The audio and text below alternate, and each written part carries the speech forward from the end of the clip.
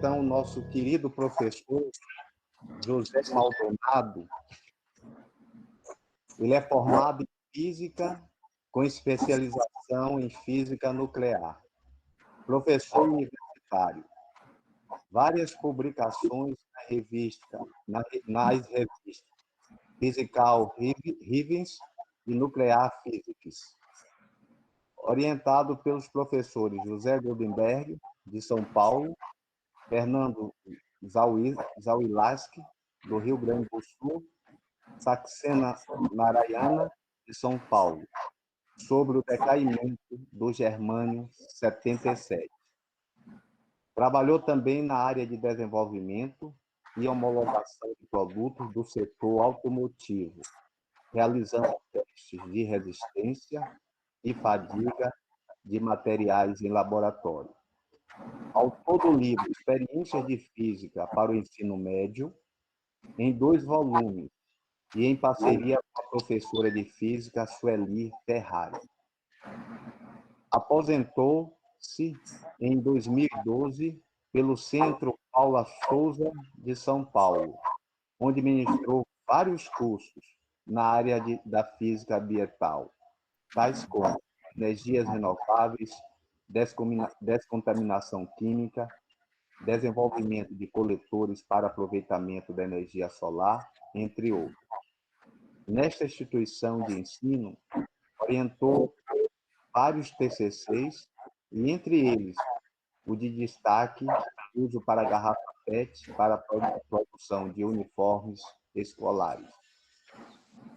Nosso querido Maldonado entrou para a Sociedade Brasileira de Eubiose em 1982, no departamento da Lacerda Franco, São Paulo, foi instrutor de alguns graus e, por 13 anos, foi membro do departamento de Maria da Fé, 4ª cidade no sul de Minas, realizando várias pesquisas em parceria com o venerável irmão professor Daci Lopes da Silva e o venerável irmão Gemário Iovino, na época sacerdote, vereador e depois presidente da Câmara de Vereadores de Maria da Fé.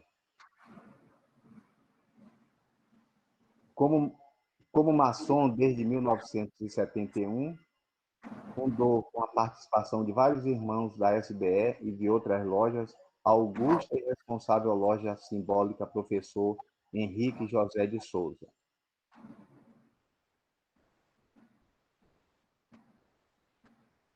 Com o intuito de levar os ensinamentos de nosso mestre, José Henrique de Souza, a toda a maçonaria brasileira.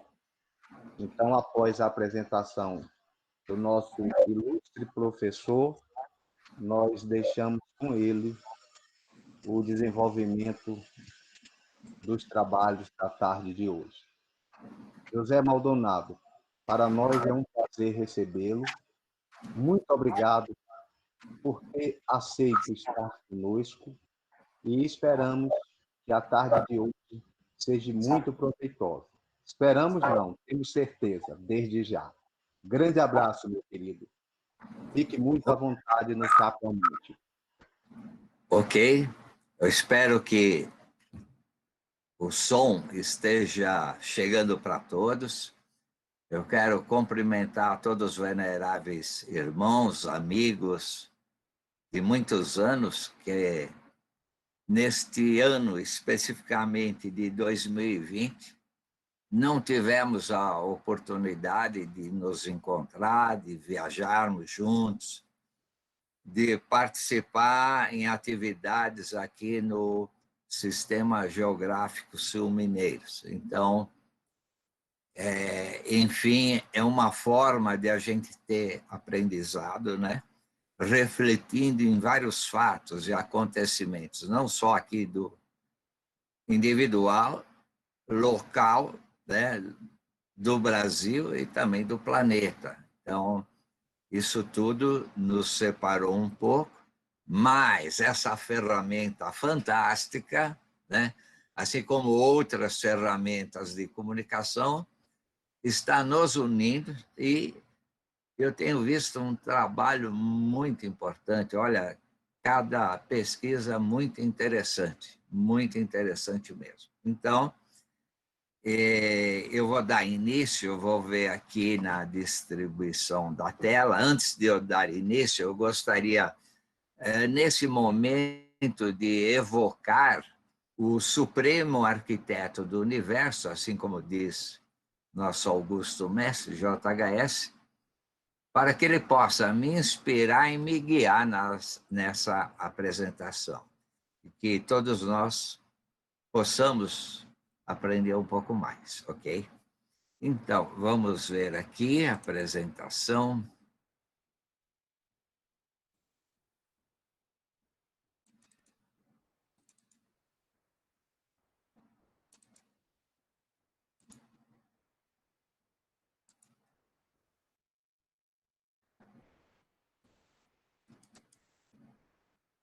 Ok? Qualquer coisa no som, me fale, por favor. Tá? Então, quero agradecer, né, pela essa oportunidade aqui de estar presente com vocês. Em particular, a nossa querida irmã Mara Danúzia, nosso querido irmão Remens, né? E agora, mais recentemente, o Matheus, aí, tivemos aí tentando várias possibilidades, mas eu sei, sempre a gente tem que ter uma possibilidade na manga, né? Então, eu troquei o computador e aqui estamos, um pouquinho atrasado, mas aqui nós estamos, tá? Então, agradeço a vocês todos pelo convite e pela presença aí no momento, tá? Bom, é claro que esse Natal, como eu estava falando, ele está sendo muito diferente, assim como provavelmente o Ano Novo, a passagem de ano, também tenha várias restrições, não podendo sair à vontade, não podendo se comunicar, abraçar ninguém, né? Não pode sair, não pode nada. Então, talvez seja o momento de fazermos reflexões sobre tudo, não só na nossa vida, nos ensinamentos do mestre, né? Por isso que estamos aqui hoje. E também eu gostaria de falar o seguinte, que eu vou passar para Mara Danúzia, a publicação e também ao querido irmão Remens, para que eles possam analisar, né, se ela pode ser colocada à disposição. Da minha parte, eu fico até contente, né, que esse material possa ser enviado para outros. Aqui nós temos aqui um portal também que pode ser pedido aí quando autorizado, né? Nós temos o nosso portal Sirius, portal8@gmail.com, e nós temos também um celular aí para contato. Muito bem. Eu já vou aqui fazer, como o título nosso é Simbologia Oculta do Natal, então vamos já ver, né, vários conceitos sobre símbolos. Então, estamos quase aí nos separando de 2020, então eu tenho que agradecer a todas as hierarquias essa oportunidade de aprendizado que eu tive, né? Claro, teve alegrias, tristezas, ganhos, perdas, muitas crises. É crise não só na vida de cada um, crise na vida política do Brasil, crise no planeta todo. Agora, pouco a pouco, essa esperança de ano novo, essa esperança de vacina, nos traz assim um maior consolo, né? Então, até vou dizer em termos de oração o que eu escrevi aqui para o ano 2021. Louvado e muito louvado seja 2021, onde depositaremos esperanças, sonhos e realizações. Que este ano seja repleto de paz, amor, sabedoria, harmonia e principalmente liberdade, igualdade e fraternidade. Essas três últimas são tônicas aquarianas, né?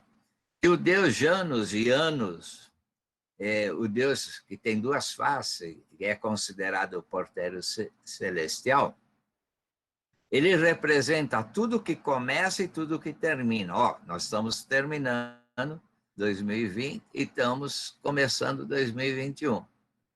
Então, ele representa o passado e o futuro. O dualismo, na verdade, que está presente em todas as coisas.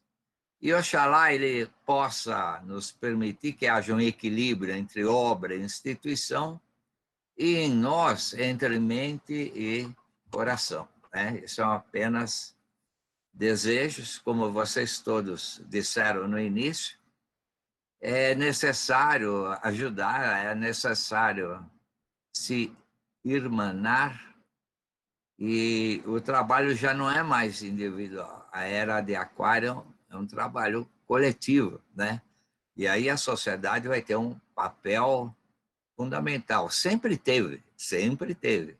Nós vamos ver daqui a um pouquinho algo mais sobre Deus e Anos. E Anos tem a ver com janeiro, né? Então, ao começar janeiro, não esqueça o passado, não ignore, mas procure ver que uma nova possibilidade, né, está acontecendo. E aí a gente vai pelo caminho do meio, né? Eu gostaria aqui de citar uma carta do professor de 20 de junho de 1950, onde ele diz o seguinte, né, num determinado trecho, é claro. O peregrino da vida e a exaltação do Graal, se ouvirmos esses dois mantras, de joelho em terra, diante do altar de nossa própria consciência, eles falam da obra, no seu começo e fim. Então, já que nós estamos falando de São Salvador, Salvador para o mundo, né? Eu acredito que este mantra nos revela o mistério da ilha de Itaparica, de um mistério que aconteceu em 1899, quando se manifestou o amoroso do segundo trono. O objetivo no momento é mostrar que o peregrino da vida, uma vez que tem a ver com Itaparica, ele tem que ser exaltado nesse momento ou em todos os momentos que começa uma live, né? Também nós não vamos fazer interpretação do que já está escrito. Por exemplo, o Mar da Tranquilidade, ao meu ver, é Itaparica, né? No final do mantra, no céu, ou é Mãe Divina, manto da Mãe Divina, entende? Então, nós vamos falar de certos conteúdos. O mantra em si, né, para que ele possa ser entendido perfeitamente, é interessante ler algumas cartas do ano de 1948, que é um ano praticamente dedicado a esse mantra. E temos também outras referências aqui que me permitem entender esse conteúdo como um todo. Então, para entender partes, eu vou consultar partes e depois vou entender isso como um todo. Dentro desse mantra, eu vou selecionar duas estrofes. Essa, nas areias daquela ilha, um presépio foi armado, dele surgiu a maravilha do Cristo Rei exaltado. Por quê? Porque ele está falando exatamente aqui de um Natal cristão, né? Porque nós vamos vivenciar daqui a uns dias é o Natal cristão.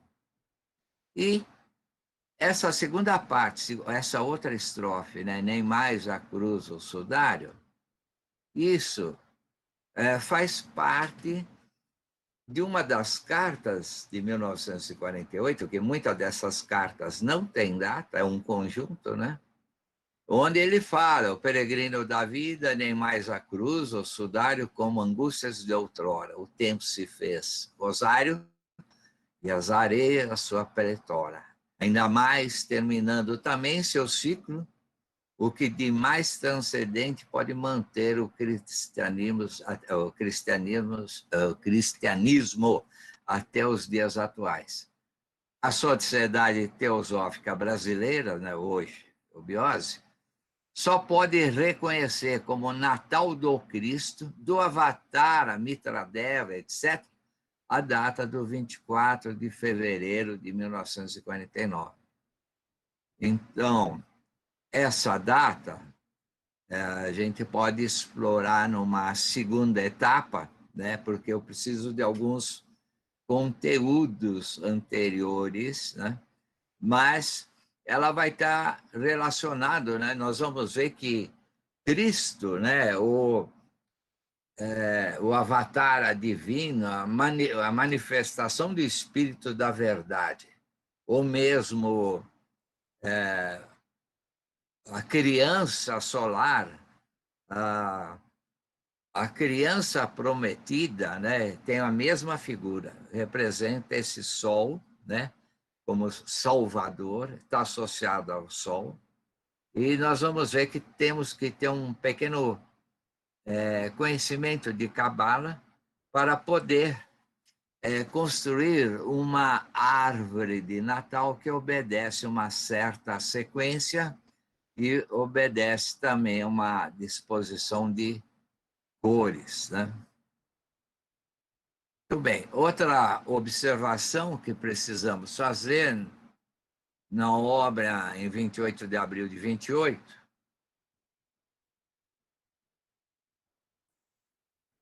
nós tivemos a vida definitiva do mestre, ou seja, a consciência de HJS atinge um nível de consciência crística, sendo identificado a partir dessa data por JHS. Esse novo estado de consciência crística, né, está relacionado com Yoshua Ben Pandira, né, que é o quinto Bodhisattva do Golgotha. Assunto esse também que será tratado junto com a árvore da vida, né, que é chamado o Natal Obiótico, né, como diz, isso ocorre no dia 24 de fevereiro. Aqui como é símbolos, né, que nós estamos falando, simbologia oculta, aqui temos algo interessante. O mestre, em algum dos seus salmos, aqueles salmos especiais, tem um salmo que ele termina com essa frase, ó, do mesmo modo, seja glorificada a Agartha como centro de radiações para todo o orbe terráqueo. Olha como a simbologia é interessante. Nós estamos quase para ter novamente o Asgalash, né? Uma relação de Saturno e Júpiter, né? O pai e aqui o filho, né? Ou esse aqui também é o avô de todos os deuses, né, do Olimpo, mas mais precisamente, nós vamos ter 20 anos pela frente tem que ter uma harmonia, paz, né? Alguma coisa nesse sentido. Porque, olha, o Júpiter, ele é conhecimento, mas ele é o lado espiritual, Saturno, são as estruturas, aquelas, se não tiver firme a casa, ela vai desmoronar, né? Eu preciso ter coluna sólida, colunas de sustentação. E Júpiter é a parte espiritual. Então, nós vamos ter, além do conhecimento, né, que ele representa, ele é o professor, ele é o guru, e ele é aquele que vai aumentar nosso estado de consciência. Só que quem vai permitir é ele, aqui, o Saturno, se eu tiver estrutura para isso. Senão, eu continuo minha vida na mesma mesmice, né? Agora, se a gente colocar uma luz aqui, ó, entre a ilha de Itaparica e Salvador, olha o que nós podemos interpretar com o chá pramânico. Ele tem mais ou menos a função de Agartha. Ó. Por quê?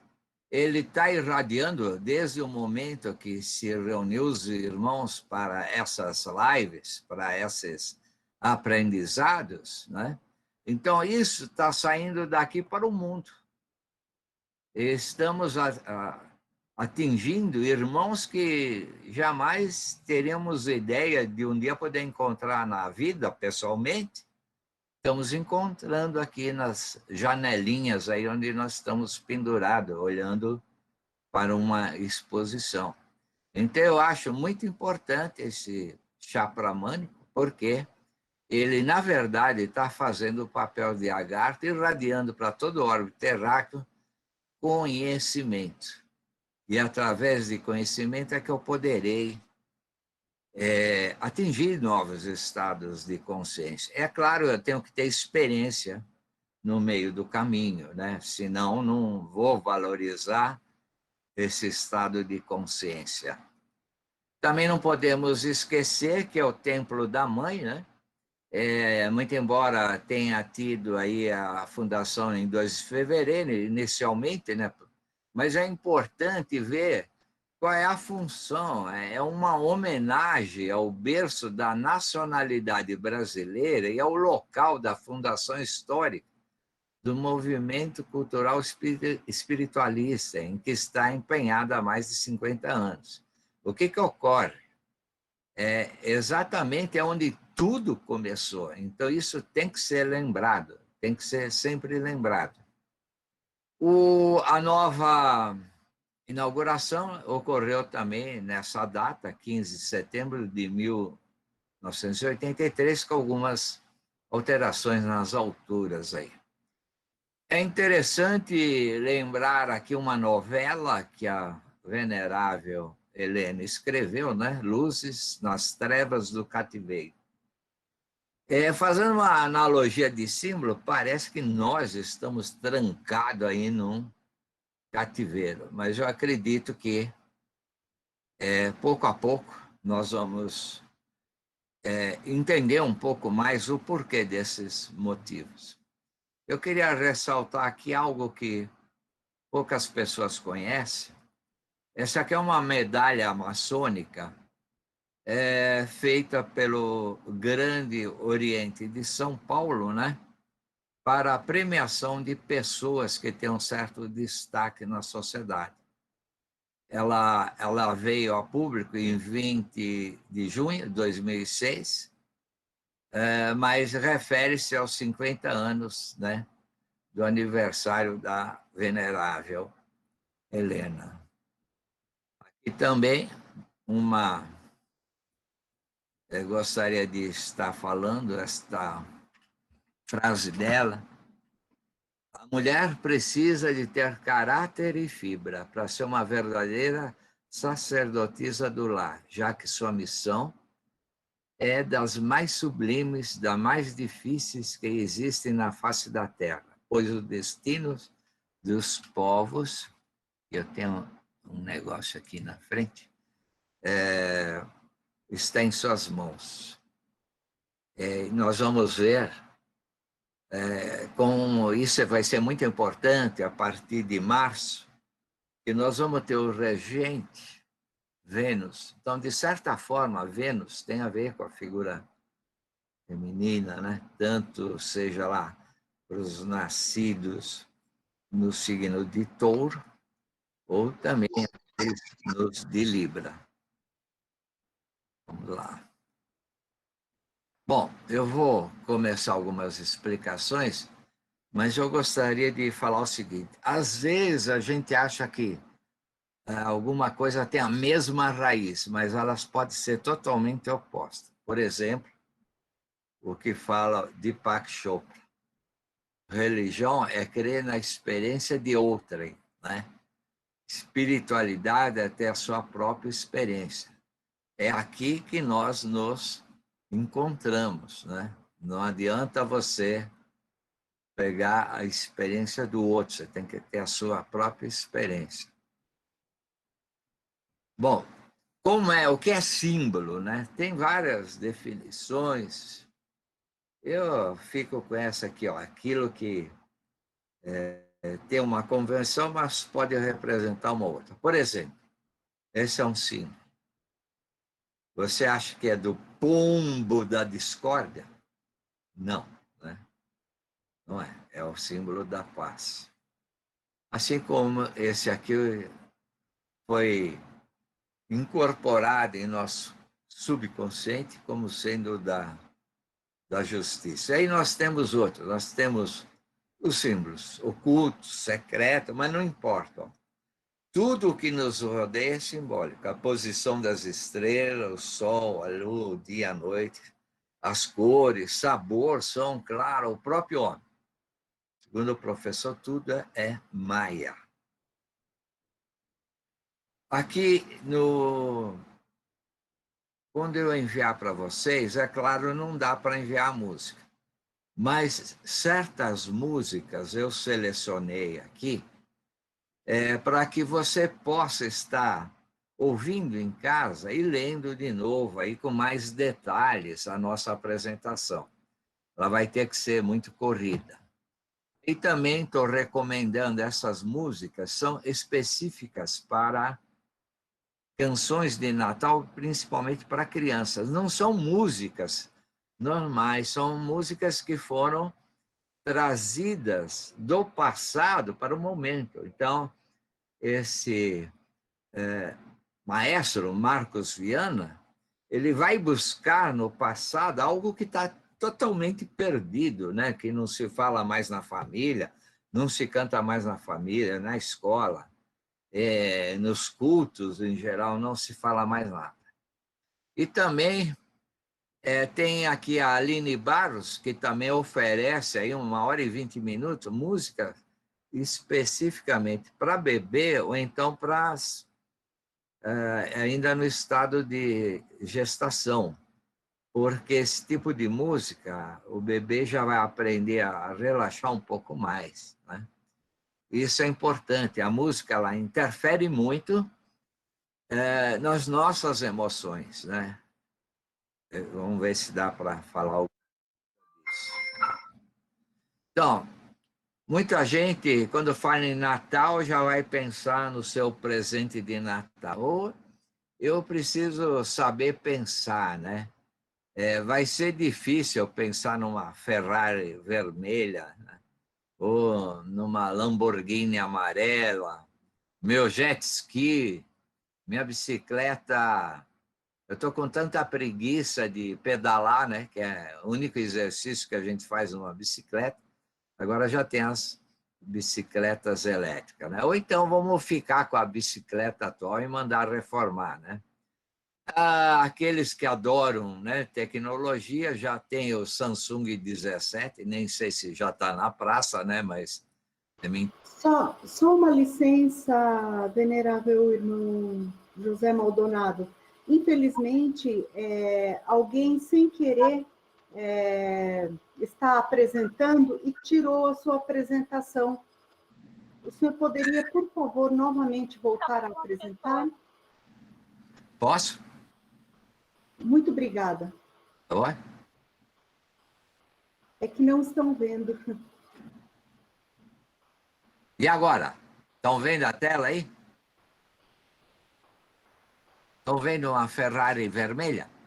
Mas está muito pequenininha. Sim, é só fixar a tela, gente. É porque com essa dinâmica de ter interferido aí fechou e aparecemos todos nós na tela. Então, é fixar a tela da apresentação. Aqui eu estou vendo normal. Já apareceu a Ferrari amarela. Clicar no alfinetinho, nesse alfinete, cliquem que vai expandir a tela e aí facilita a apresentação do professor. Eu estava falando do esquis também, né?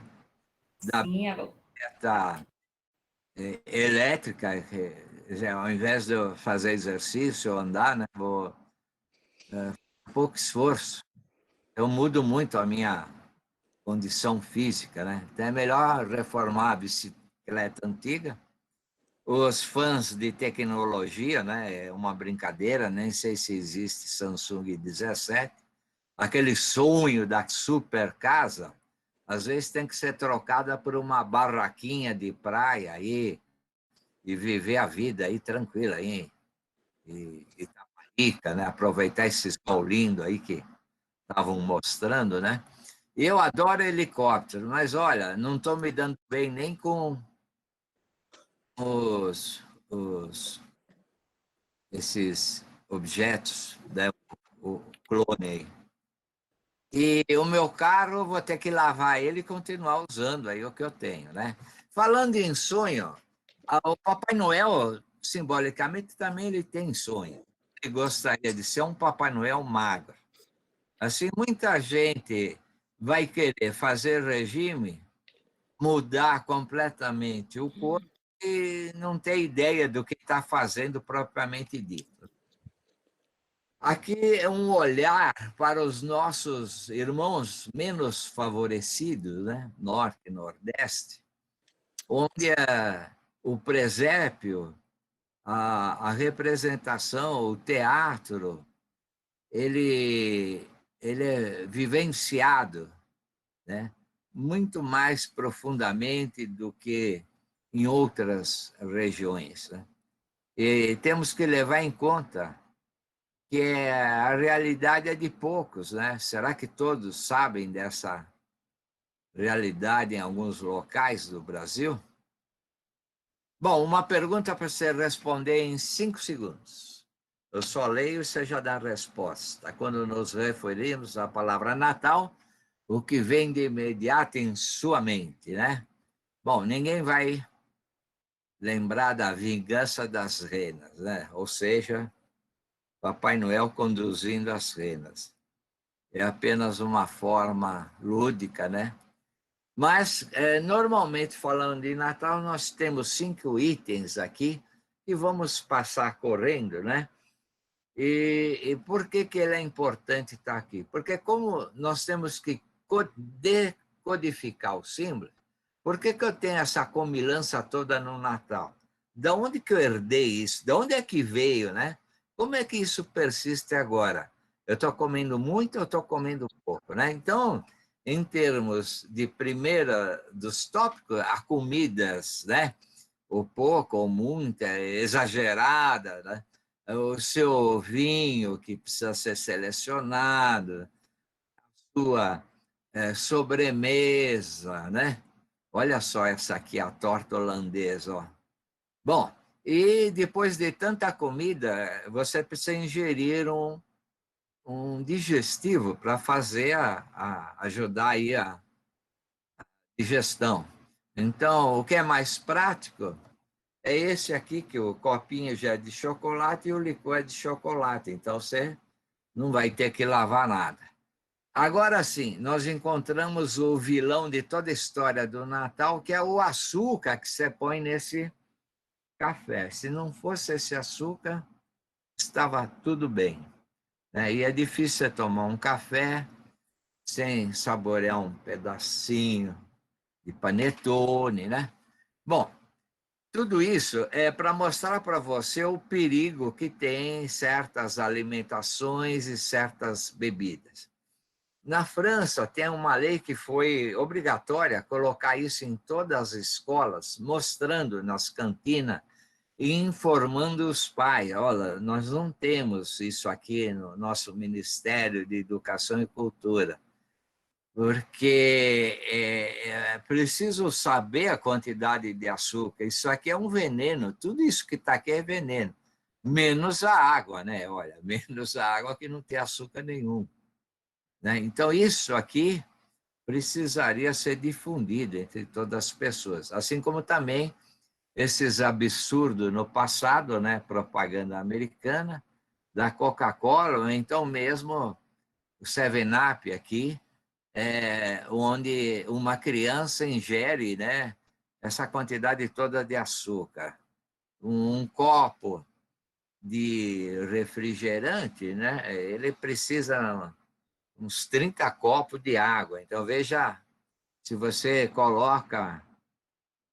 força uma criança a ser um dependente desses tipos aí. Bom, vamos lá. O que estamos celebrando, né, ou comemorando? Na verdade, a palavra Natal, ela quer dizer nascer. Ela vem lá do latim, nascor, né?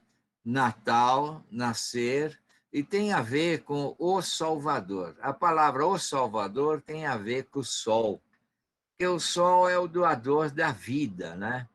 E nós temos também outras tradições, como sendo a criança prometida, a criança divina, a criança solar. Eu tenho a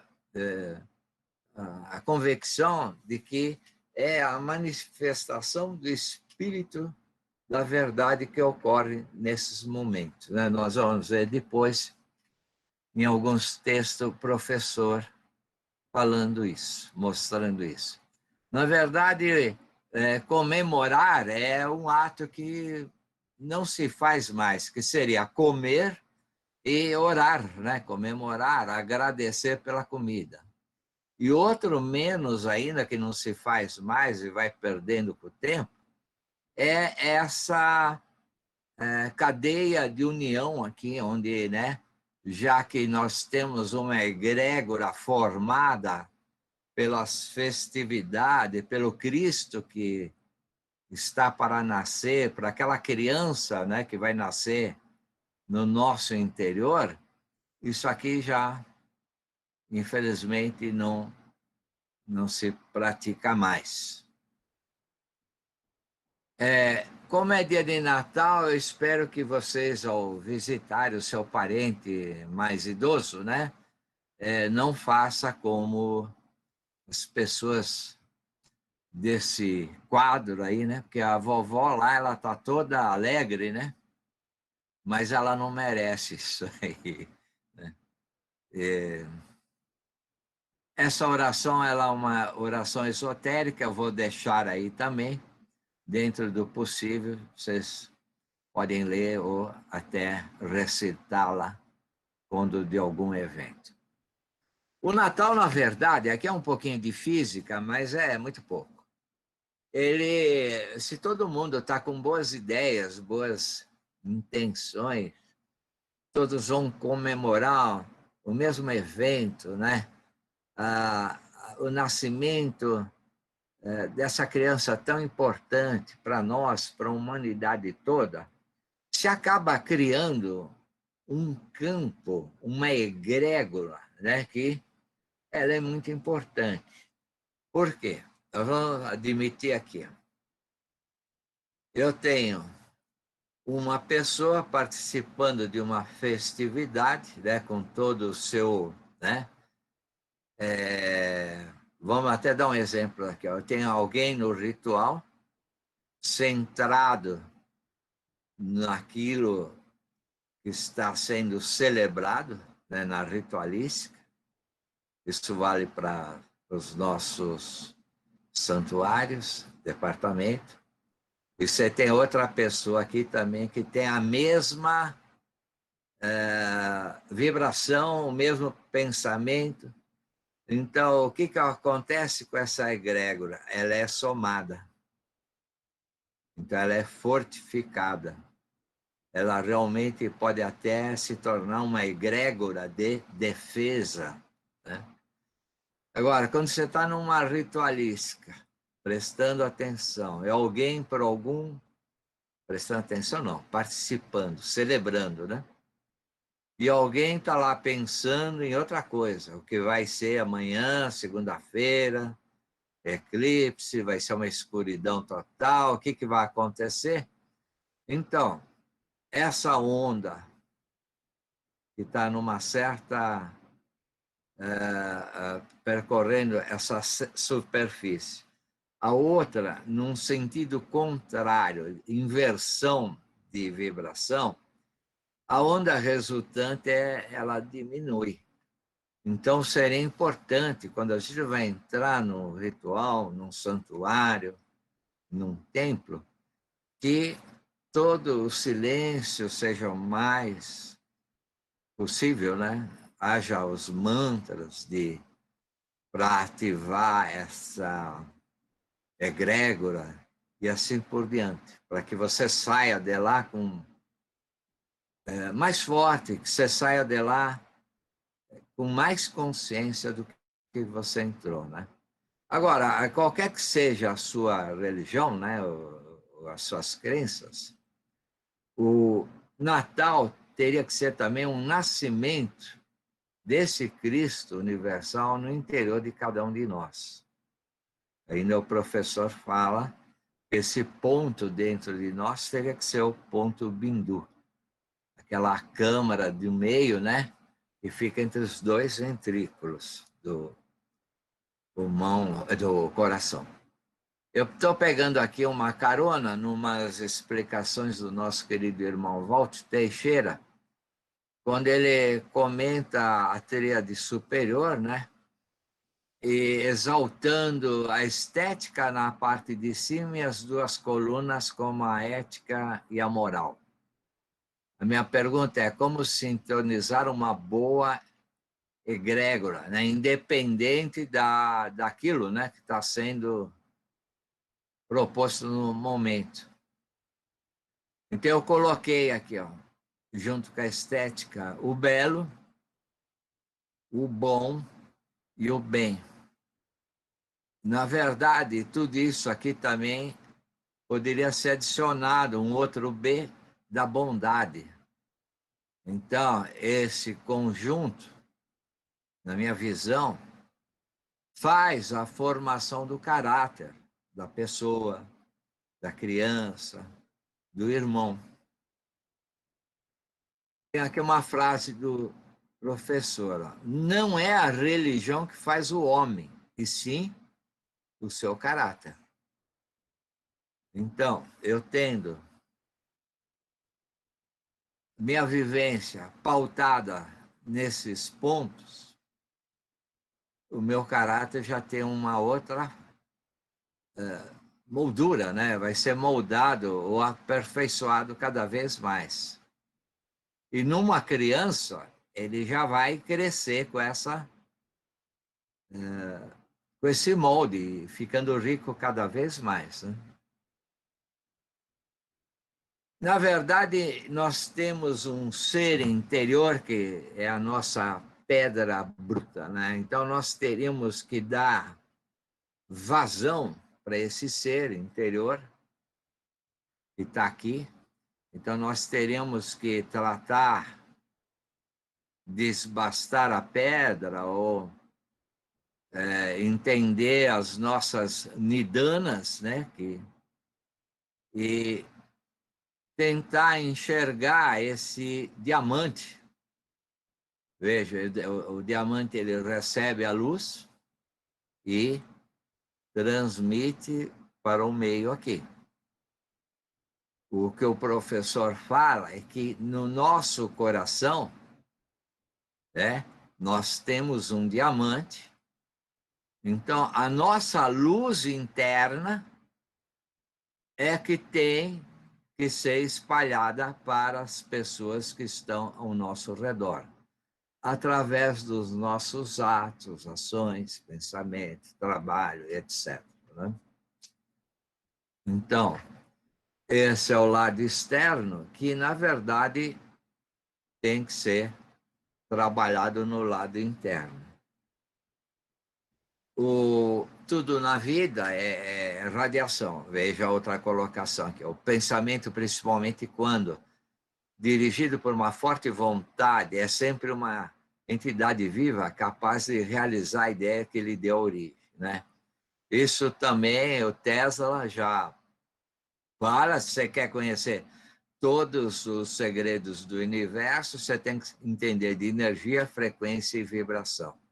Todo ser humano ele tem uma frequência. Infelizmente, a nossa frequência é um pouco baixa. Então, nós temos que praticar ações, como eu estava falando aí anteriormente, elevar essa frequência acima de 60 Hz, na faixa de 90 Hz. Se der tempo, eu explico por quê. O próprio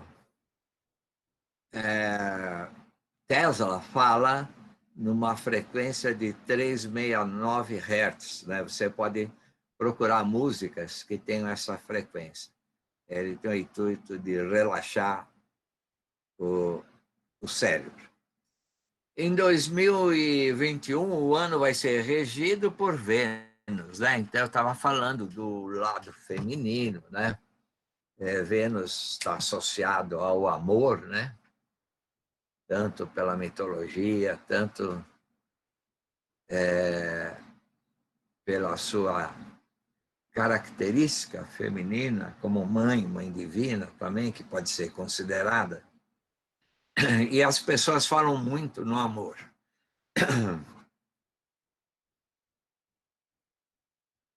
Então, aí se vende uma ideia muito falsa do amor, principalmente nessa época do ano, que esse amor se traduz numa linguagem mais comercial do que de amor propriamente dito. Então, eu recomendo a vocês, dá para pegar na internet, hoje já tem em PDF, esse livro chama Pequeno Livro das Grandes Virtudes, né, do professor André Sponville. Ele é um catedrático da Universidade da Sorbonne, né? É esse senhor que está embaixo. Então, ele estudou as virtudes desde a época dos gregos. E alguém chega e pergunta para ele, professor, o que é virtude?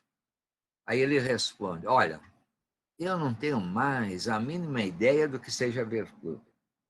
E, minha família não falou nada, a escola não falou nada, a igreja não falou nada, as pessoas do meu trabalho nunca falaram nada. Então, as virtudes estão esquecidas, né? Aí ele propõe você ler umas historinhas para o seu filho à noite, antes de dormir, ler no livro dele, claro, né? Você tem aí o livro fácil de se obter, né?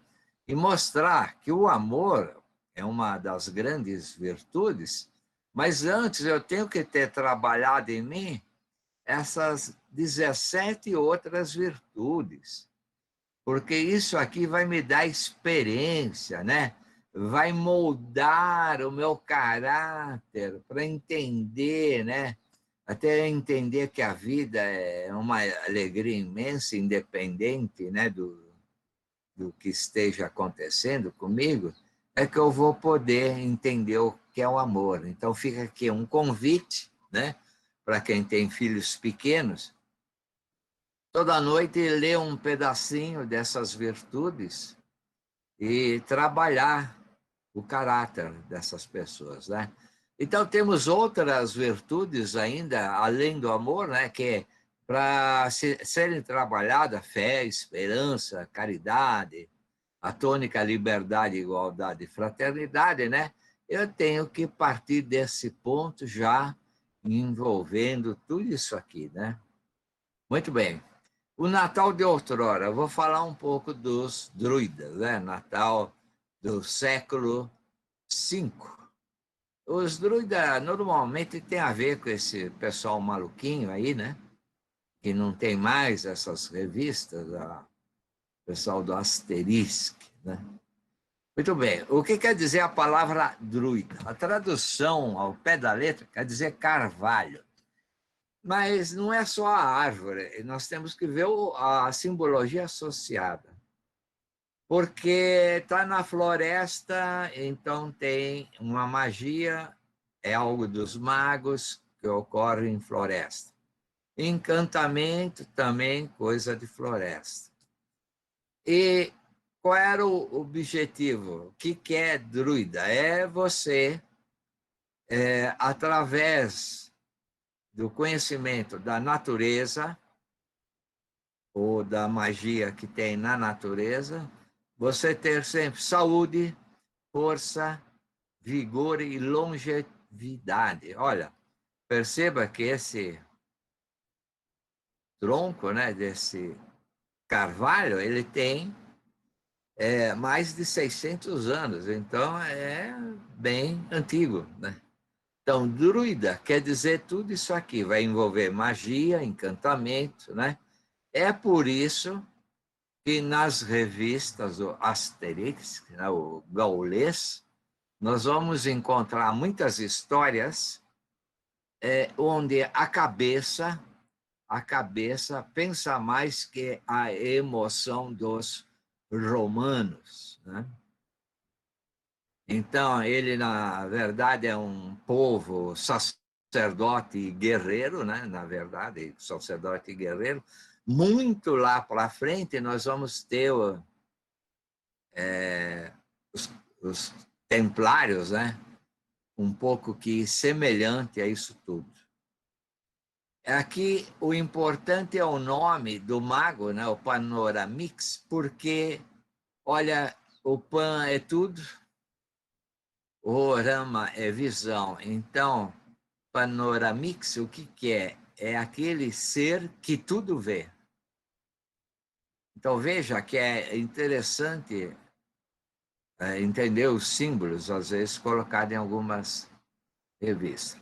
Agora, independente do nome dele, qual era o papel do sacerdote de um modo geral? Era estipular contatos entre os humanos e o mundo dos deuses, por ocasião das grandes festas anuais. Então, veja, mais uma vez, nós estamos aí num evento que tem muita energia, mas muita energia, uma egrégora muito forte. A gente, o que tem de conhecimento sobre magia, ervas, plantas, vem já dos séculos V, né? Através do pessoal da Wicca. Outra coisa que é super antiga, as pessoas não percebem o simbolismo, é essa planta, né? O azevinho. Olha, quando eu falo planta, tem que ser planta, planta viva. Ó. Não é papel, não é plástico, não tem sentido nenhum você pendurar numa porta ou num local papel ou plástico. Você tem que ter a essência daquilo que você quer vibrar naquele momento, né? Dizem lá que os druidas usavam isso para espantar os maus espíritos, né? Enquanto planta sagrada. E ela é realmente sagrada. Vamos ver se dá tempo para falar.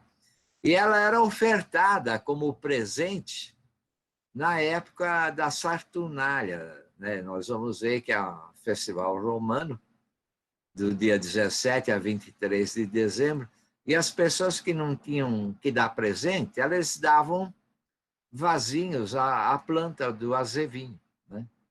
Então, aí já fica uma ideia. Você não sabe o que dá de presente, dá um presente, uma planta aí para um amigo, né? Para uma amiga, para um irmão. Mas é planta, não é papel, né? Não é nada disso.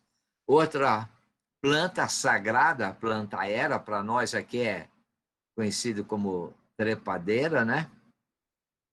Ela tinha, quando ingerida, né, ou mastigada, ela evitava que a pessoa ficasse assim, ébria, né?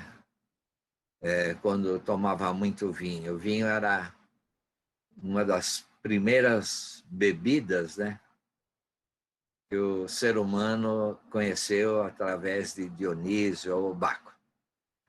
Essa planta e as plantas verdes, de um modo geral, tem a ver com o planeta Saturno. Isso pode ser muito estranho, mas quando Saturno foi expulso lá do Olimpo, aquela briguinha lá que ele teve, né, com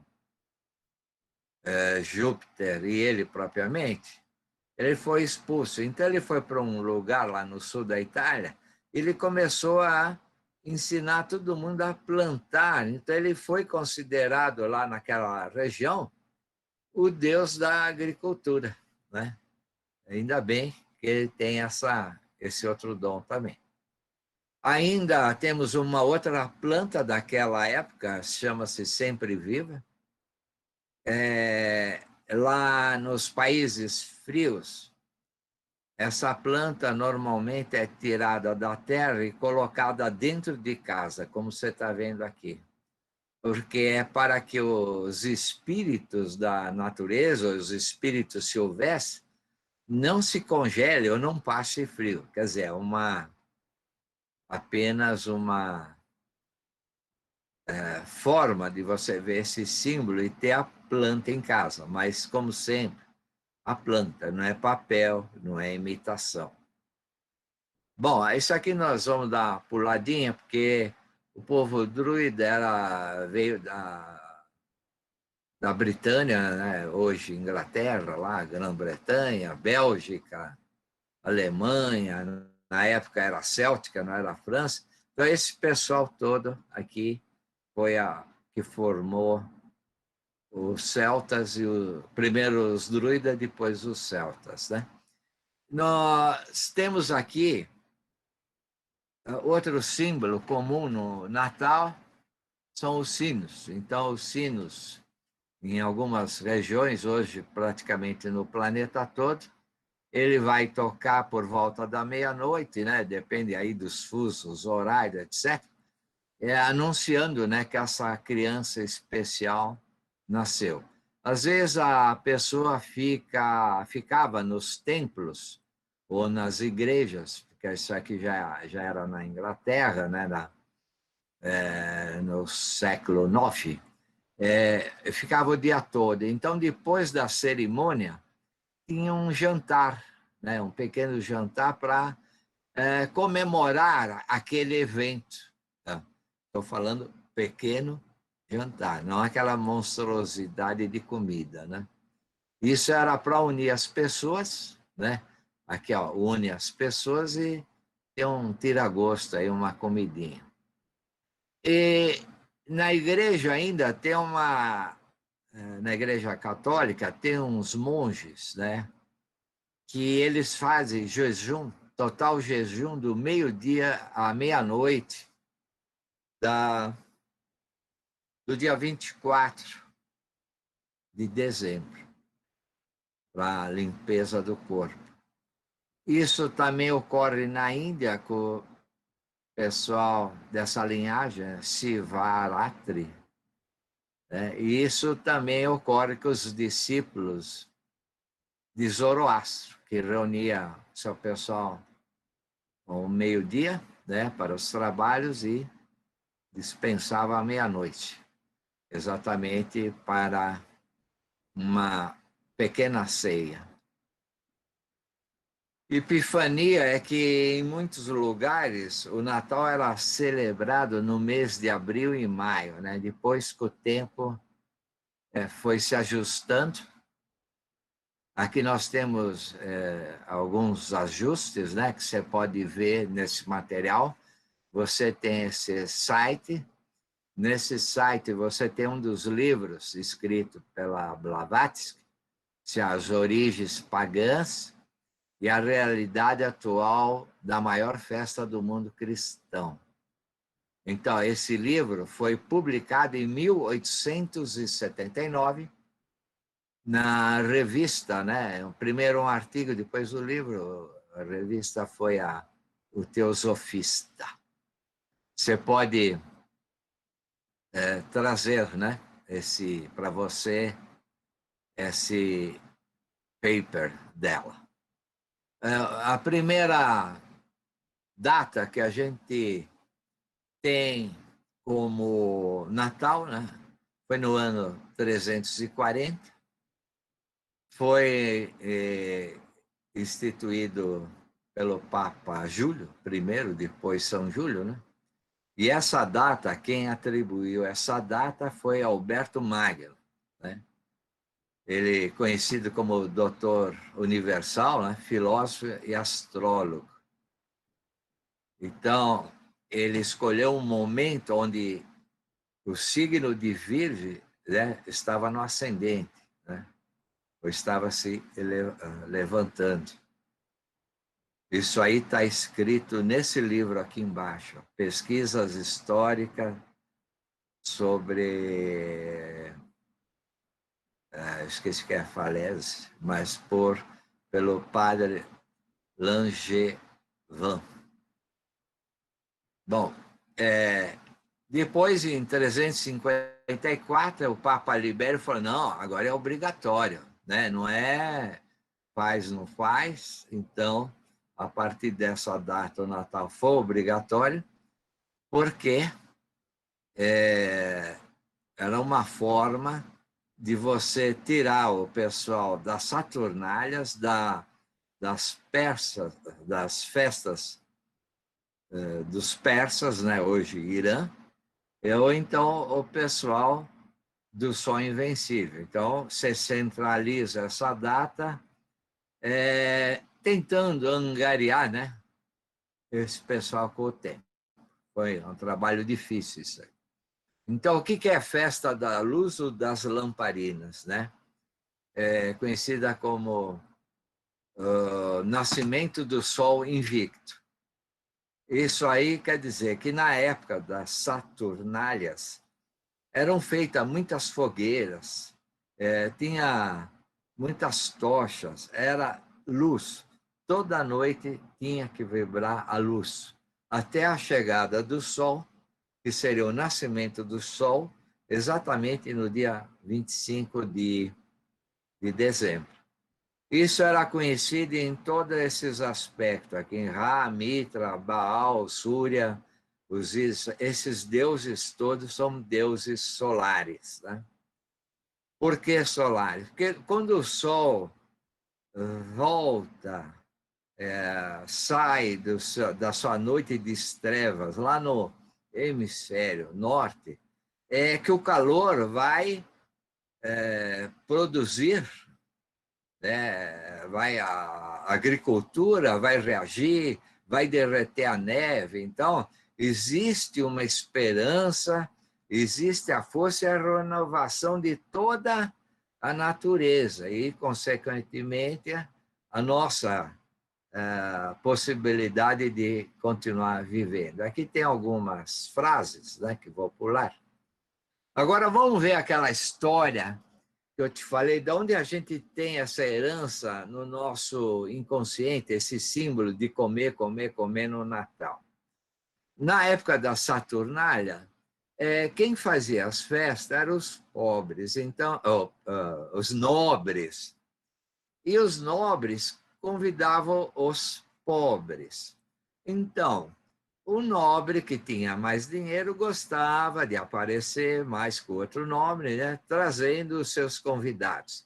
E também um nobre visitava a casa do outro, a festa do outro, e assim por dizer. Né?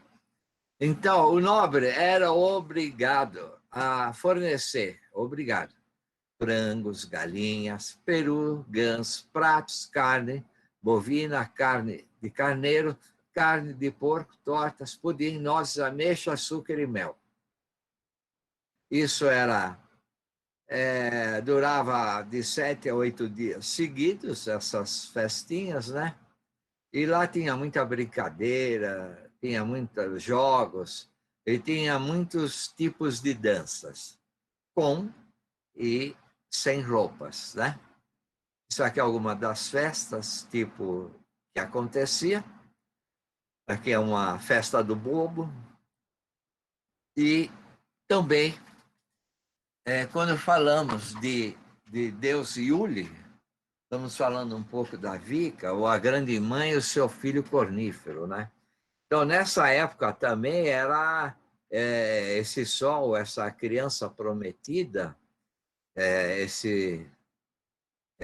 a criança, na verdade, é o retorno do sol lá das trevas, porque esses deuses rejuvenescem os nossos corações, nos dão força para nos libertarmos das coisas antigas e desgastadas. Por isso que em janeiro você tem que se livrar. Janeiro não, já no dia 21 aí vai ser uma quebra estrutura, talvez não tão imediata, mas daqui a pouco a gente fala sobre isso.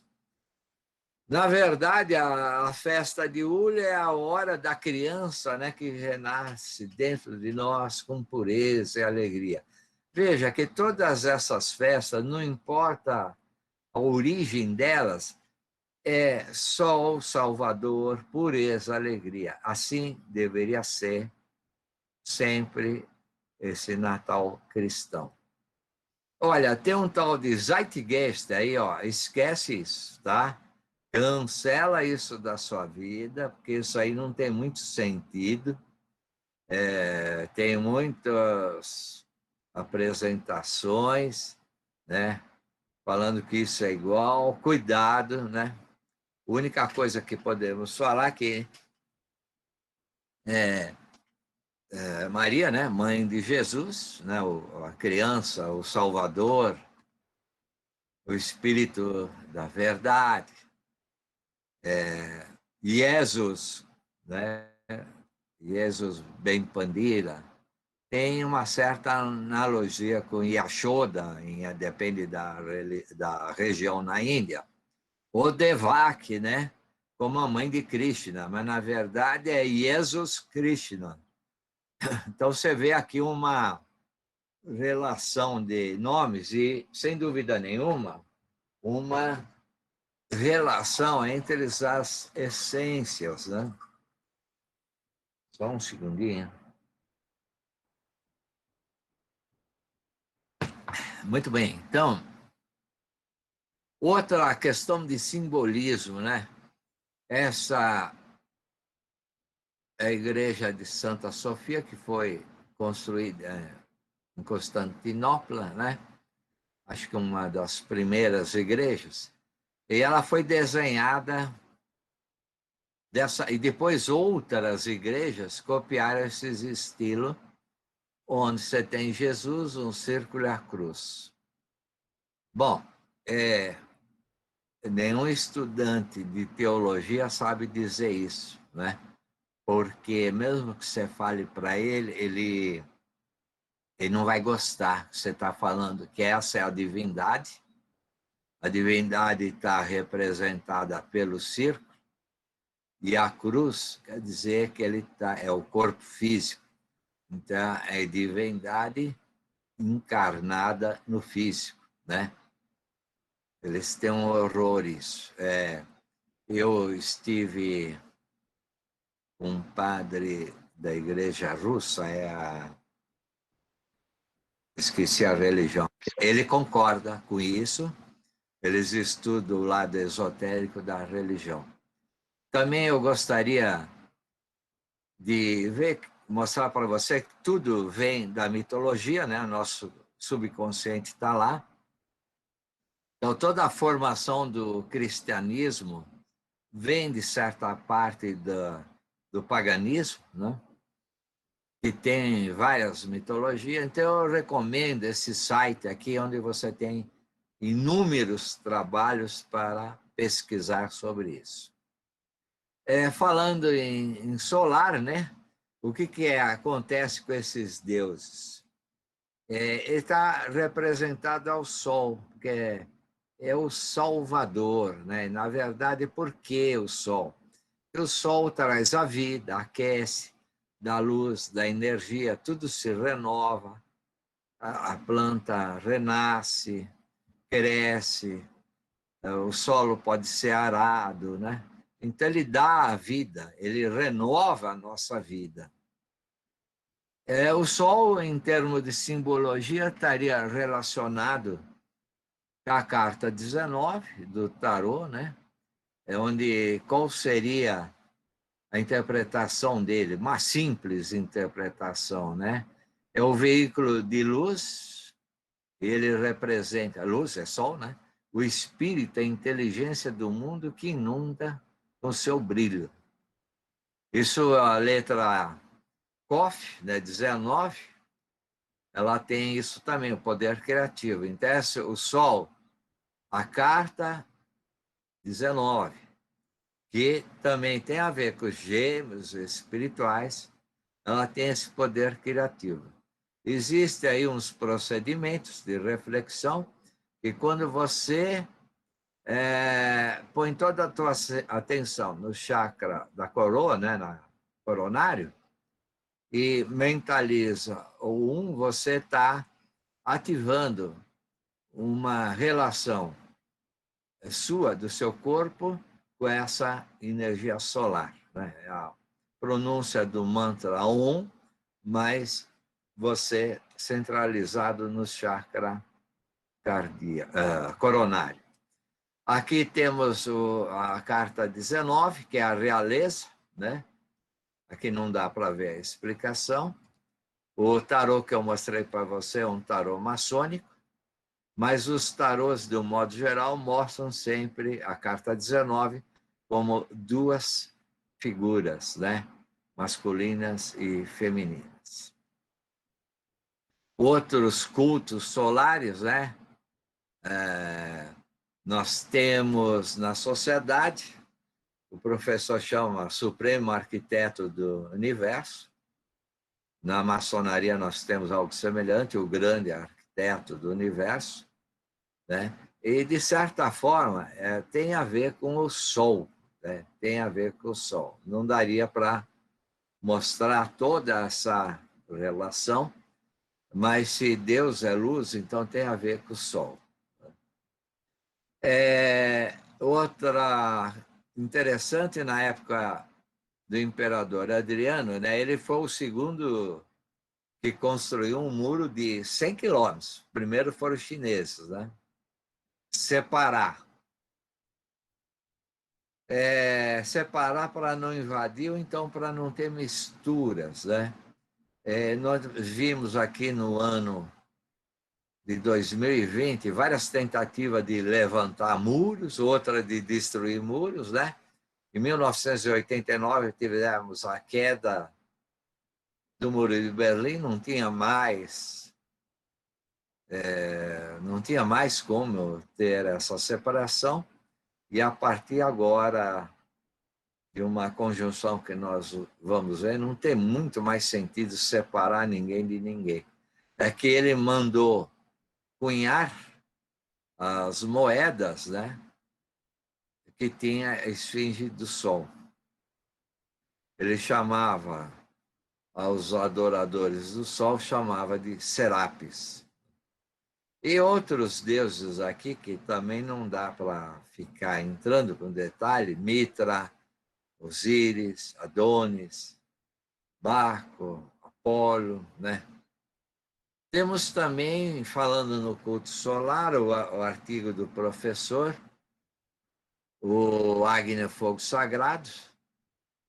Ele tem uma fala aqui importante. Na Índia cantava-se, desde tempos imemoriáveis, um mantra, ou hino védico muito profundo e comovente, o qual tinha, olha bem, poder extraordinário de atrair forças superiores em defesa daquele que o executava. Eis aqui a importância de você ter uma egrégora, né? Quando anuncia, quando mantraliza o Om ou algum outro mantra, né?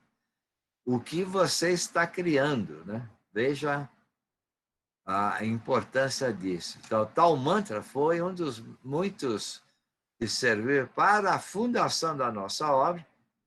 É hoje de conhecimento de quantos venham frequentar as nossas fileiras, pelas várias vezes que aqui tem sido reproduzido. E aí ele fala do mantra, né, que temos um trecho aqui do Om, né, o Agni, mantra sagrado, fogo purificador, e aí vai. Então, esse fogo purificador, na visão hindu, Agni, né, ele está dentro de nosso interior. É um fogo que arde dentro do nosso interior. Vamos falar do deus Jano, mesmo Jonas, né? Ele tem a ver com o passado e o futuro, por isso que ele tem duas faces, está olhando para dois lados. Aqui, às vezes, ele tem duas faces barbudas, às vezes ele tem uma face masculina, outra feminina, ou então uma face de mais idade, a outra de mais jovem, né? Nas moedas que foram cunhadas no século II, antes de Cristo, esse Deus aparecia assim, sem barba, mas com as faces iguais. Ele é chamado Deus da polaridade, né? Também Deus do exército. Por que Deus do exército? Porque ele é Deus de tudo o que sai e que volta. Então, se a pessoa voltou vivo, então, né, está lá Deus dos exércitos. Tudo, né, às vezes na face feminina, é chamada de Jana, né? Jano e Jana, ou seja, tem a ver com a lua. Ele segura uma chave aqui na mão e tem também uma vara, um cetro.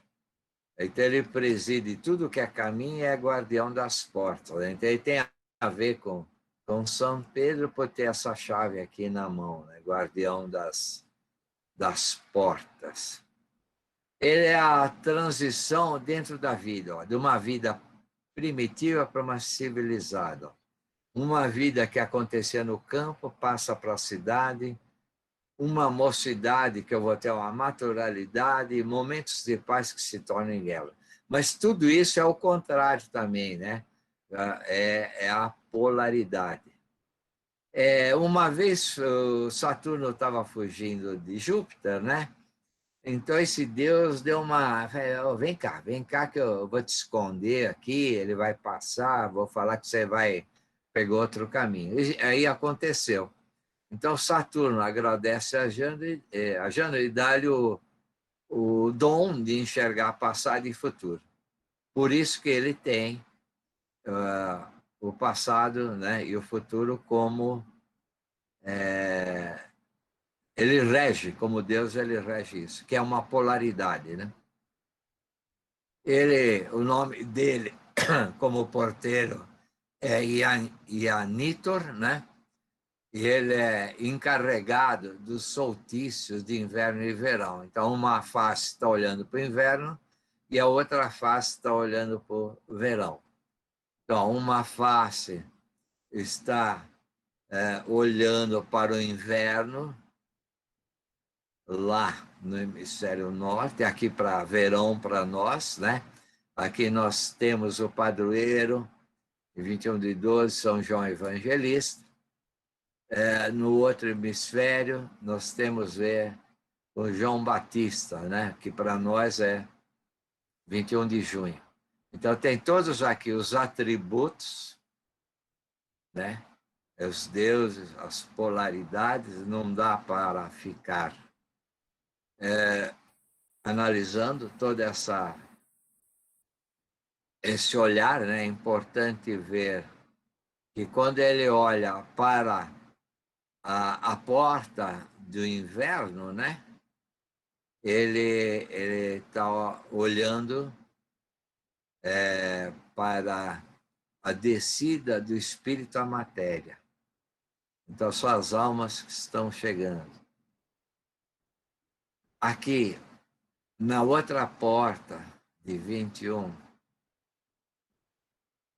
quando da matéria nós subimos ao espírito. Então, existem vários rituais onde também são realizados banquetes de agradecimento por esses dois equinócios aí. O do verão para nós, agora é 21/12, e de inverno para eles no norte, ou para nós, aqui em 21 de junho, né? Muito bem. Falando em solstício, então, o que acontece? O Sol está aqui, a Terra, quando está muito longe do Sol, recebe poucos raios de luz, e o que vai acontecer? Então, as noites são muito maiores, né? Falta a luz, a noite é muito maior. Essa noite no hemisfério norte é a noite mais longa que tem lá, né? E quando a Terra está no hemisfério de verão, essa distância é menor, então a Terra fica mais aquecida do lado em questão, da posição, etc., né? E temos o do outono e primavera também.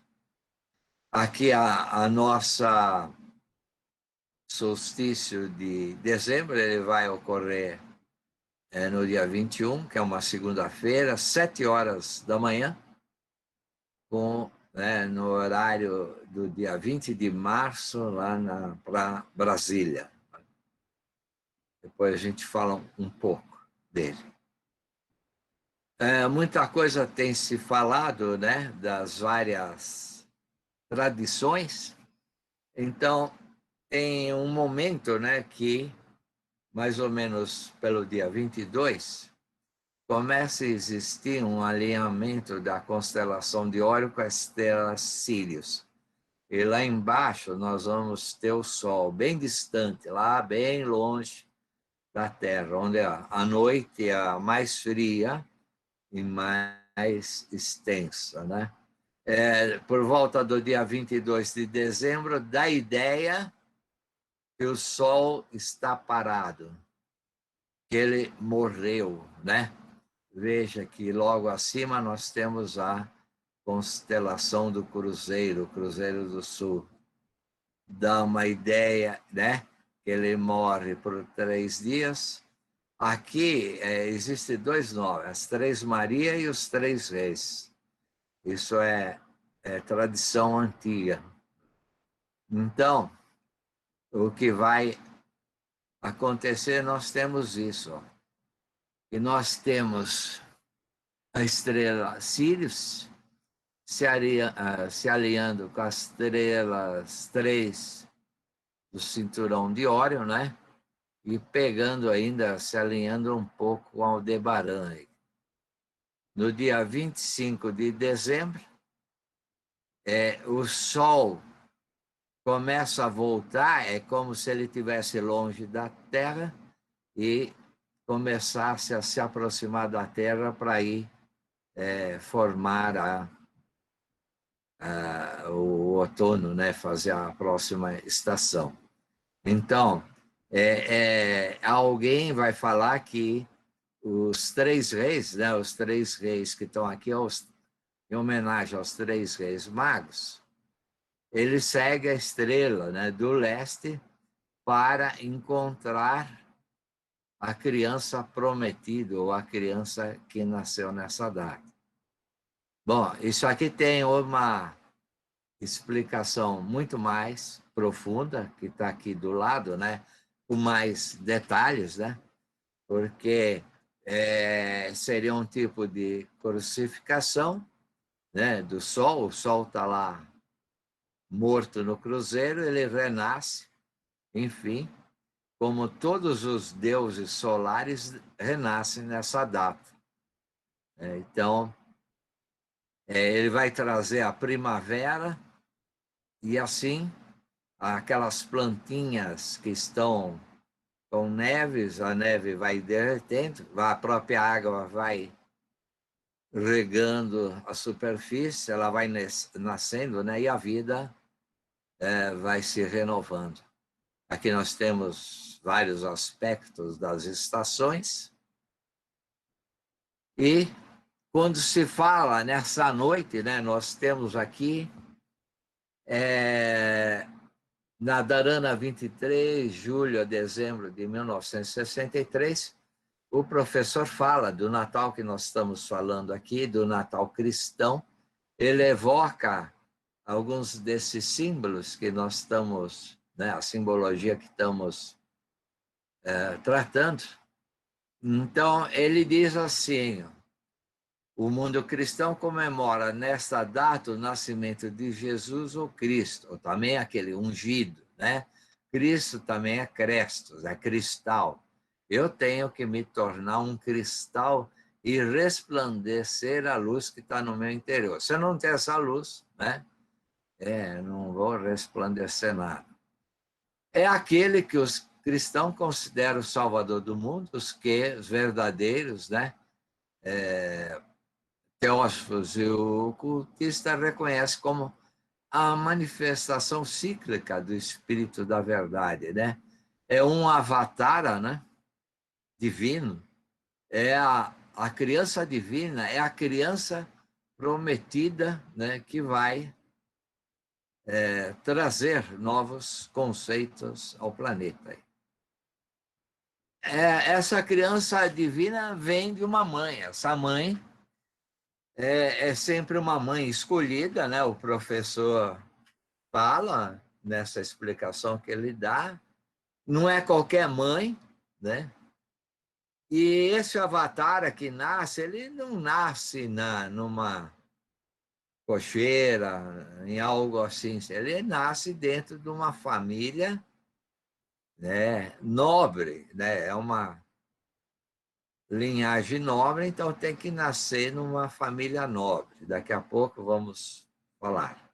Então a mãe que é preparada, né, as virgens, mães, Marias, Maias ou Míriams, né? Ele cita algumas delas aqui, Ísis, Astarote, Astarte, e aí vai. Então, todas essas mães são virgens especiais que deram luz a avataras. Né? Ele ainda continua falando que até na tradição tupi, você tem Jaci, né? Em outras tradições, você tem Iemanjá, que deve ser muito cultuada aí na Bahia, né? Dia 2 de fevereiro, né? E é interessante, o professor fala que Iemanjá, que é o orixá feminino, é a mãe d'água ou o próprio mar divinizado, equivalente no seu culto àquilo que em tais religiões simboliza Virgem Mãe, Ísis, a lua, né? Ou Osíris quando o sol, né? Então, o sol e lua, então, está associado a Ísis e a Osíris. E nós vamos ver depois também na tradição que Ísis vem da estrela Sírius e Osíris vem do cinturão de Órion, né? Para que no Egito, né, fazer o papel de gêmeos espirituais. Mas isso tem que ficar para outra oportunidade. Falando em Virgem, nós temos aqui que ressaltar também o signo de Virgem, né? E, enfim, nós temos aqui um livro que você também pode pegar o Anacalipse, né? Que ele fala que em várias tradições, mas várias, né? Há uma relação entre a Virgem e a criança. Essa criança é sempre uma criança especial. É o que JHS fala. Minha obra está lá fora, né? Você está falando que todas essas mães são especiais. Nós temos aqui um analista que vai confirmar isso tudo. Então, Jesus nasce no Oriente porque é lá que o sol nasce, né? Lá vem toda a sabedoria. Só que a partir de 1924, né, tudo vai, quando o dragão muda a cauda para o Ocidente, então tudo agora vai acontecer daqui, né? Toda a sabedoria tem que sair daqui. Eu acho que toda a sabedoria está saindo aí dessas lives, né, feitas aí em Salvador. É isso que está acontecendo, né? E falando aí de alguns nascimentos que esse autor aí cita também, né? Yeshua Ben Pandira, Krishna, Gautama, Buda, Mitra, Melquisedeque, Zoroastro. Olha, Buda não era um ser qualquer, não. Era um dentro aí da hierarquia, né? Nasceu dentro de palácios, né? Bom, o Zoroastro também, né? Melquisedeque também. Então, são seres que vocês são especiais, né? Aí está o livro. E só uma coisa, só para mexer com os irmãos, que são do segundo principal signo, que é o Virgem. O primeiro signo, o mais importante do zodíaco, é o meu. Ou seja, eu sou peixes com ascendente em Virgem. Por isso que eu estou valorizando os dois. Né? Então, não sei se alguém está mandando. Desculpa, é a preparação para a hora da Ave Maria, né? Então, o professor também fala, né, aproveitando aqui o signo de Virgem, né, que a Virgem nasce em Belém, que é a fusão de Bet mais Aleph, né, casa de Deus, ou templo de Deus, ou Shambhala, ou região dos deuses. Então, não poderia nascer, né? Betlehem também é a casa do trigo, né, do pão, né, um lugar no céu, na terra. Então, Belém é a projeção do signo de Virgem na terra. As mães escolhidas são sempre visitadas por um Deva, o anjo que faz um anúncio. Eu coloquei esse bichinho aqui, né, só para brincar com os irmãos que têm ascendente em Virgem ou Sol em Virgem, porque alguém lembra que bichinho é esse? Ele é o cri-cri, né? Por isso que, com todo o respeito, né, o signo de Virgem tem a ver com as certas neuras, né? Bom, quando o Sol também renasce, né, daquela posição, a primeira estrela que se vê no céu é a espica, né? E através dessas estrelas nós temos vários mitos da criança prometida, né, que é esse retorno do céu, equivale à vinda do Messias, que é gerado por uma virgem, né? Qual é a missão desses avatares? A missão é salvadora do mundo. Nasce uma luz no mundo, uma luz que ilumina o mundo todo. É isso que deveria acontecer entre nós aí nessa data. Também falar da presença do 12, né? Eu vou pular isso aqui porque é bem estudado, eu estou colocando todos os estudos que o JHS fez sobre os 12, né, e como ele relacionou, está tudo aqui a análise, tá? Eu também estou colocando uma análise entre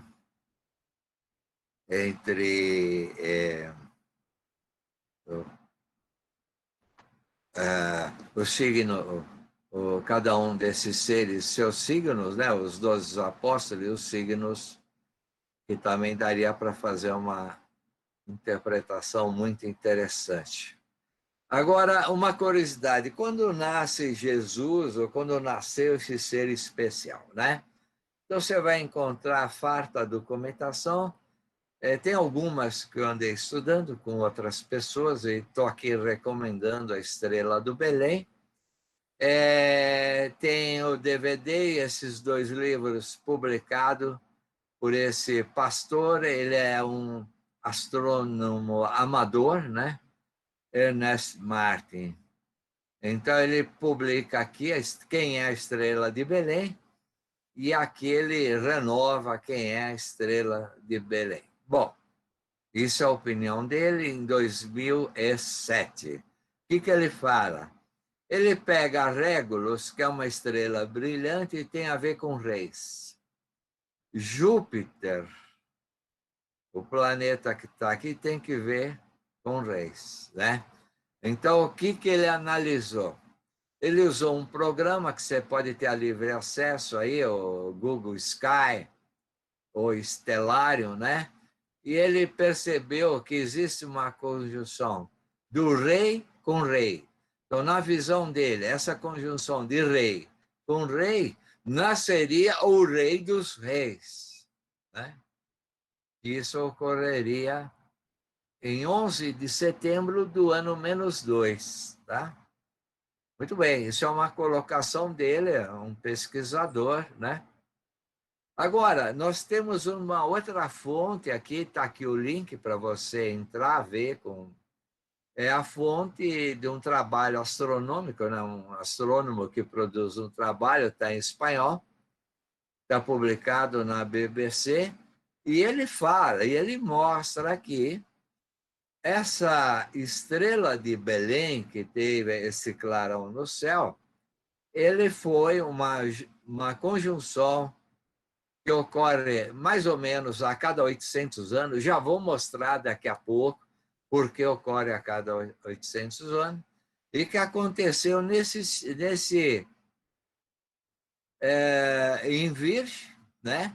No dia 15 de setembro do ano -7. É quando ocorreu essa conjunção.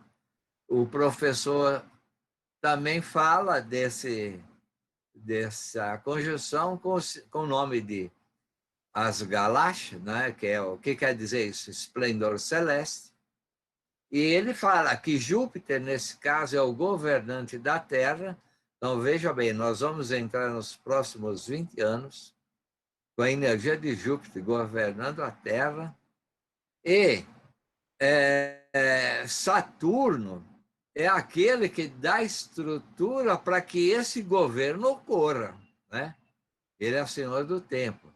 Então, se as estruturas não estiverem de acordo, Saturno vai desmoronar tudo, né? Não quero antecipar aqui. Então, esse aqui é o céu do 7 de dezembro antes de Cristo, né? 7, ano -7.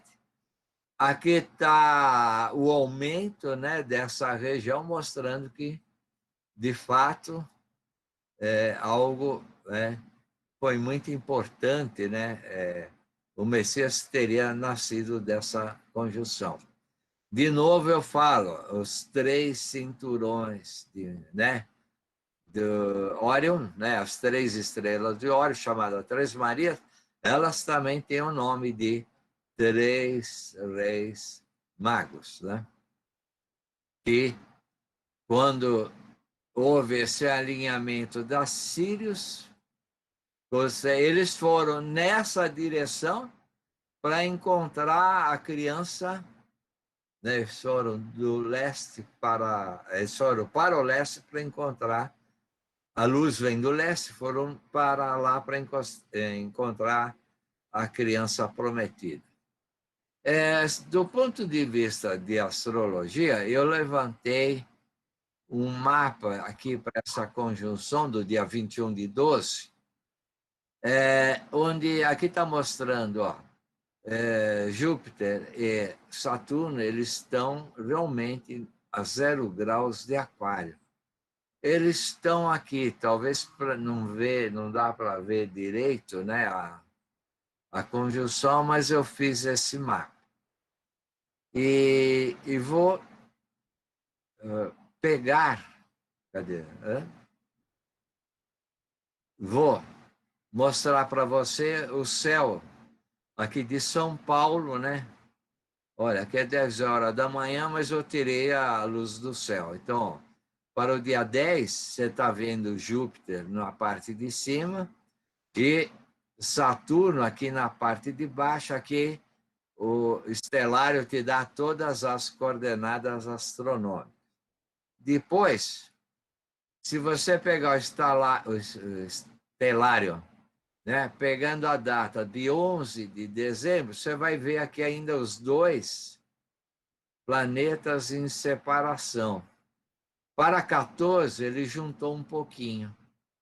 E para o 21, ó, eles estão em conjunção, um do lado do outro. Quando eu falo um do lado do outro, né, no céu, lá nas distâncias infinitas, eles estão separados. É nós que, pela leitura visual, né, ou pela leitura do instrumento, dá a ideia que estão juntinhos, né?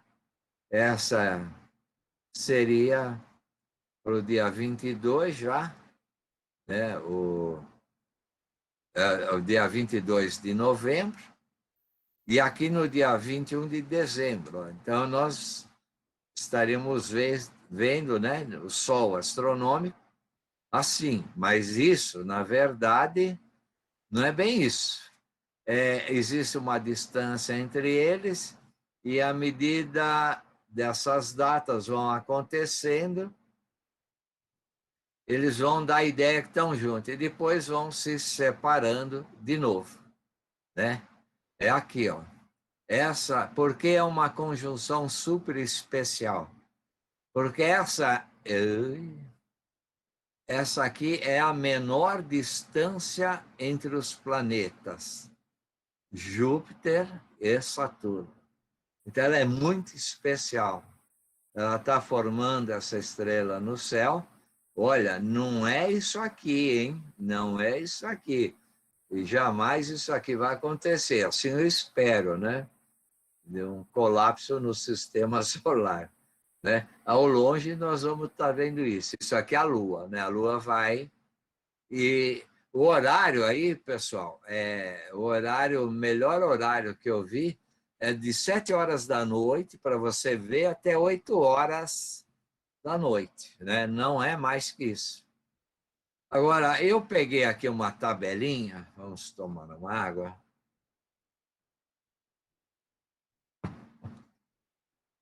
Olha, eu peguei do site do Carlos Harmit. Ele, como historiador e astrólogo que ele já quebrou o galho aqui nosso. Olha, o que vai acontecer em 2020? Nós vamos ter várias conjunções desse planeta, Júpiter, Marte, e elas vão ocorrer cada 20 anos. Por sinal, todas elas são em signos de ar. Aquário, desculpa a piadinha, né? Libra, Gêmeos, Aquário de novo, Libra, assim por diante.